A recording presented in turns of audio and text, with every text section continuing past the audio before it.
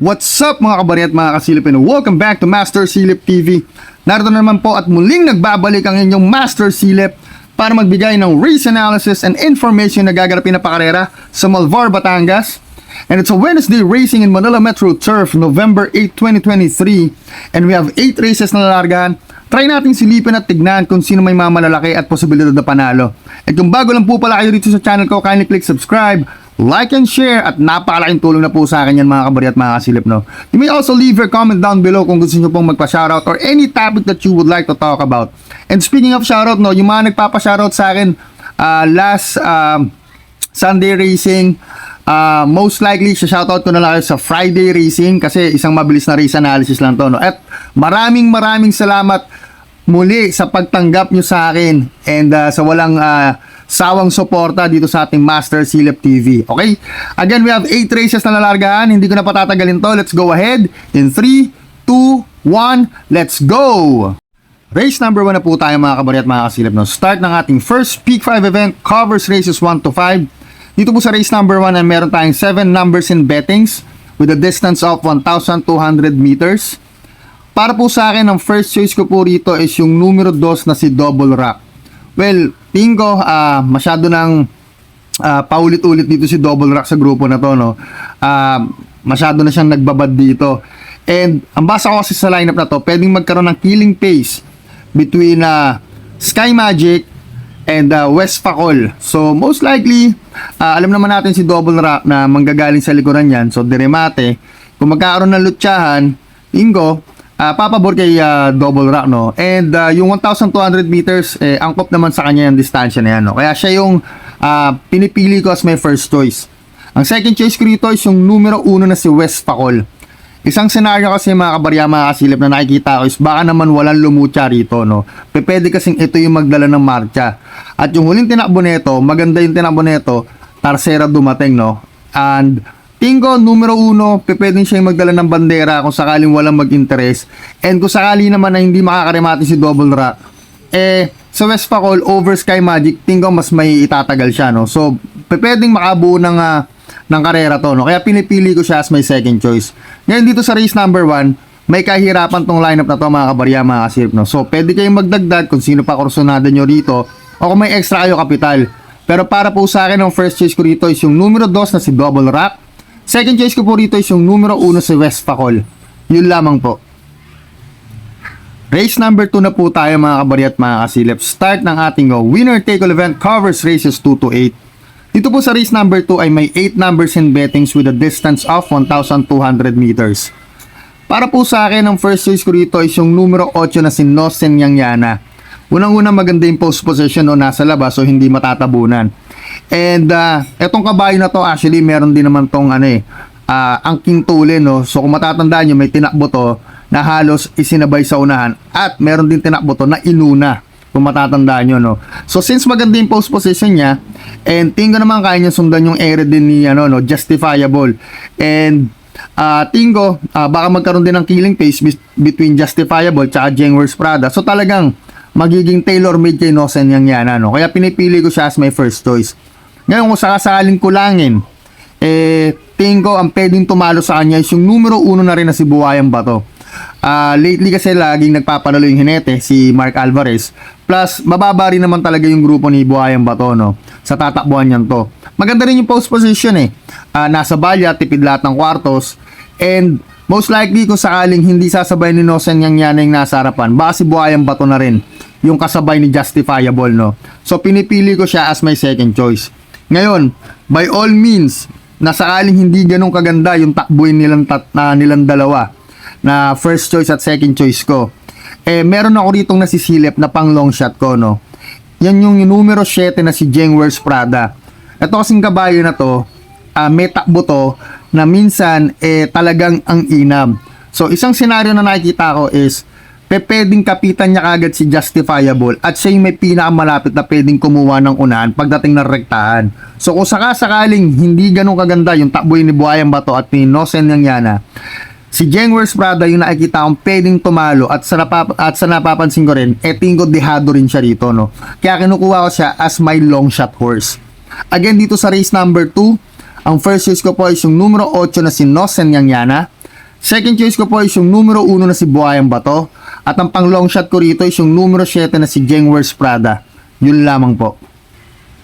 Race number 3 na po tayo mga kabari at mga kasilip. Start ng ating Peak 6 event, covers races 3 to 8. Dito po sa race number 3 ay may 8 numbers in bettings with a distance of 1,200 meters. Para po sa akin ang first choice ko rito, tingin ko nalalamangan ako ng todo sa numero 6 kay Honey Rider. Kasi kung matatandaan nyo, may tinalo to na medyo may kataasan yung grupo compared sa lalabanan niya ngayon, no? At saka umangat na to ng grupo, nag 6 to 10 na to. However, bumalik lang uli siya sa grupo 5. So, parang tingin ko, pugong-pugo niya yung laban dito, no? So, para sa akin, yan ang magiging first choice ko. Ang nakikita kong scenario kasi is pwedeng magkaroon ng lutyahan between Action Rules, Glenda's Magic, yan, isa sa matutulin yan, at saka yung numero 8 na si Quincy. So, pwedeng maging tailor-made talaga kay Honey Rider, no? Kaya pinipili ko siya as my first choice. Second choice ko rito is yung numero 5 na si Solution. Ito yung huling takbo nito. Actually, naka-solo ere lang naman si Auspicious eh. Kung di ako nagkakamali, si Auspicious ang huling nilabanan nito, no? So, tingin ko kung hindi ganun kaganda yung tatakboy ni Honey Rider at magkakaroon ng lutyahan, maganda na rin kasi yung kinilos ni Solution nung huling tinakbo niya, no? So, pwedeng makachamba rin kasi ito at makakuha ng panalo dito sa grupo na to, no? Kaya pinipili ko siya as my second choice. Sama ko rito pang third choice yung numero 3 na si Glenda's Magic. Ito naman mga kabarya, mga kasilipes. Sa tuling kasi ng ere nito, baka walang sumabay sa kanya sa unahan. And to take note na syempre, mababa na rin talaga siya dito sa laban na to. 3-year-old na sa grupong bulo, kumbaga, I don't think na medyo okay, no? So, sakali na walang sumabay, and sabi ko nga, sprinter to, pwedeng makabuo ng ere talaga to, no? So, para sa akin, isa rin to sa nakikita ko may malaking panalo. Kaya pinipili ko siya as my third choice. Pero tong race number 3 na to, mga kabarya, mga silip, isa to sa pinakamahirap na lineup, no? So, kung meron kayong extra capital o meron pa kayong napipisil dito sa lineup na to, idagdag nyo na lang po. Pero para po sa akin, ang first choice ko is yung numero 6 na si Honey Rider. Second choice ko po is yung numero 5 na si Solution. At ang third choice ko po is yung numero 3 na si Glenda's Magic. Yun lamang po. Race number 4 na po tayo mga kabari at mga kasilip, no? Start ng ating second Peak 5 event, covers races 4 to 8. Dito po sa race number 4 ay may 8 numbers in bettings. Ang magiging first choice ko po rito is yung numero 4 na si Payrobel. Unang-una, yung huling tinakbo nito is sobrang inam. Parang promeba ata siya ng 1-11 puntos sa East kung di ako nagkakamali, no? So sa forma ng lineup ngayon, with a distance of 1,200 meters, tingin ko ba siya na rin yung magdala ng bandera. And sabi ko nga, sa tinakbo nito nung last run, pwede pang makaulit. Kasi wala rin ako makita pwedeng sumabay sa kanya sa unahan. So para sa akin, yan ang first choice ko. Second choice ko rito is yung numero 5 na si American Dream. Isang senaryo sa nakikita ko is kung sakali napakialaman ni Golden Sunrise, si Payrobel, si American Dream na yung nakikita kong pwedeng kumuha ng panalo. So, kung magkaroon ng lutyahan, si American Dream, pwedeng nasa tarsera o kwarta pesto, no? Kaya siya yung nakikita kong may pinakamalaking panalo na rin. So, again, dito sa race number 4, ang first choice ko po is yung numero 4 na si Payrobel. Second choice ko po is yung numero 5 na si American Dream. Yun lamang po. Race number 5 na po tayo mga kabari at mga kasilip.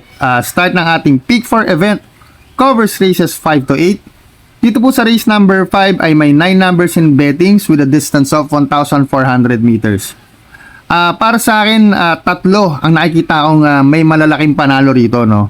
So pretty much, halos susundin ko na rin yung KT kasi yun naman talaga yung nakikita kong mga lamang. Ang first choice ko rito is yung numero 9 na si Oruti. Simple lang, gusto ko yung post position nasa labas, hindi matatabunan, hindi matatapala. Kasi pansin ko rito sa kabayo na to, mga kabarya, mga kasilip, is kapag nasa balya to, parang medyo menos magtrabaho. So since maganda yung kanyang post position this time, nasa labas, tingin ko, pwedeng pa maborsa niya yung karera, no? May angkin tulin, pwedeng isunod din. Kaya para sa akin, siya ang first choice ko. Second choice ko is yung numero 1 na rin na si Step Bell. Ito medyo may problema lang to sa aparato, no? Kung sakasakali lulundag to ng maganda, tingin ko isa to sa contender na pwedeng manalo. Angkop naman sa kanya yung distansya, 1,400 meters. So kung sakasakaling magkaroon ng lutsahan between Within Reach, Jumbo, Apollo, and Oruti, pwede actually kasi sumama dyan si Oruti sa una, no? Pwedeng mapabor kay Step Bell, no? Kasi since na-deremate siya. Ngayon kung lulundag to ng maganda, most likely baka nakatutok na rin to sa kanila, no? Kaya pinipili ko siya as my second choice. Ngayon sama ko rito pang third choice, yung numero 4 na si Magnolia Ashley. Itong kabayo na to, may takbo to kasi na maganda, no? So, by any means na magkaroon ng lutsahan at hindi ganun kaganda yung tinakbo ni Oruti at ni Stepbell, tingin ko si Magnolia Ashley na yung pwedeng kumuha ng panalo among them, no? Kaya pinipili ko siya as my third choice. Pero tong race number 5 na to, actually may kahirapan tong lineup na to. Magdagdag na lang po kayo kung meron pa kayo ibang kursonada rito. Pero para po sa akin, ang first choice ko po is yung numero 9 na si Oruti. Second choice ko po is yung numero 1 na si Stepbell. At ang third choice ko po is yung numero 4 na si Magnolia Ashley. Yun lamang po. Race number 6 na po tayo mga kabari at mga kasilip, no? Start last daily double plus 1 event actually with a distance of 1,200 meters and we have 8 numbers in bettings. Ang first choice ko rito is yung sobrang baba na sa grupo, which is Silver Glow. And this time nakala LABD na, no? So probably medyo tingko lamang naman to sa laban, no? And lagi naman laban yung kabayo ng kwadra na to, no? So again, sabi ko nga, mababa na sa grupo. Although na numero 1, maganda naman umalis to. And most likely baka pwedeng nang itutok to sa unahan, no? Pwede na rin makakuha ng panalo dahil nga nagagaangan na rin ako sa laban.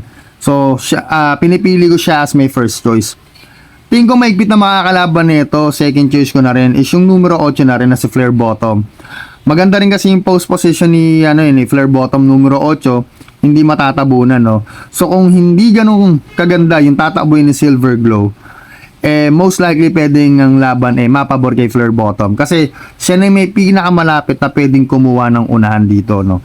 Ang senaryo kasi na nakikita ko is pwedeng magkaroon ng lutsahan between Wild Eagle, Lady of Peace at saka Happy Kid, no. So most likely si Flare Bottom nasa tercera or kwarta pesto, or either way actually baka piliting iuna na rin to since isa rin siya sa mga mababa sa grupo, no. Again, dito sa race number 6, dalawa lang po ang pili ko, no. First choice ko numero 1, Silver Glow. Second choice ko po is yung numero 8 na si Flare Bottom. Yun lamang po. Race number 7 na po tayo mga kabari at mga kasilip. Final last daily double event for Wednesday racing. Dito po sa race number 7 ay may 8 numbers in bettings with a distance of 1,200 meters. Ang first choice ko po dito is, syempre, yung pinakamababa na sa kanilang lahat. Yung numero 5 na si Hook the Hustler. Tingin ko, mukhang kayang-kaya ng grupo, no? Kung malakas loob nyo, actually, pwede nyo siyang soloin. Pero para sa akin, hindi ko siya sosoloin, no? Kasi, syempre, karera pa rin to. So, anything can happen pa rin. So, tingin ko si Hook the Hustler, baka siya na rin yung magdala ng bandera or either way, pwede naman yung tutukan yung mauuna. So, tingin ko, pwede makaraos. Kaya siya yung first choice ko. Second choice ko rito is yung numero 7 na si Shining Thunder. Ito actually natatandaan ko, may tinakbo to na paglarga niya, naiwan, and then kumakaskas to sa balya.